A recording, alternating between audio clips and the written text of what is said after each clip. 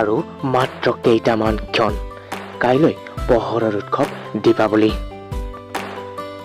পিছে মহামাৰী কোভিড-19ৰ বাবে এইবেলি এই উৎসৱক লৈ পূৰ্বৰ দৰে নাই কোনো বিশেষ উৎসাহ উদ্দীপনা।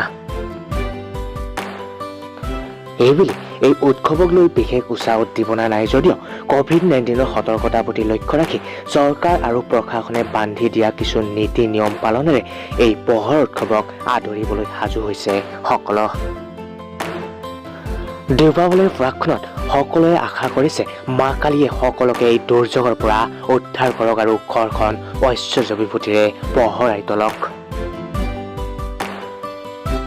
উল্লেখ্য যে ৰাৱণ বধ কৰি ৰামচন্দ্ৰই যেতিয়া সীতাদেৱীৰ সৈতে লংকাৰ পৰা অযোধ্যালৈ আহিছিল, উক্ত সময়ত বিজয় উৎসৱ হিচাপে এই পোহৰৰ উৎসৱ দীপাৱলী উদযাপন কৰা হৈছিল আৰু তেতিয়াৰ পৰাই যুগ যুগ ধৰি চলি আহিছে এই পোহৰৰ উৎসৱ দীপাৱলী।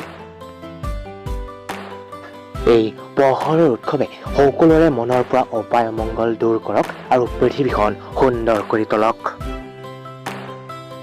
আমি পিপুলছ প্ৰেছেও এয়াই কামনা কৰিছোঁ। হেপ্পী দিৱালী।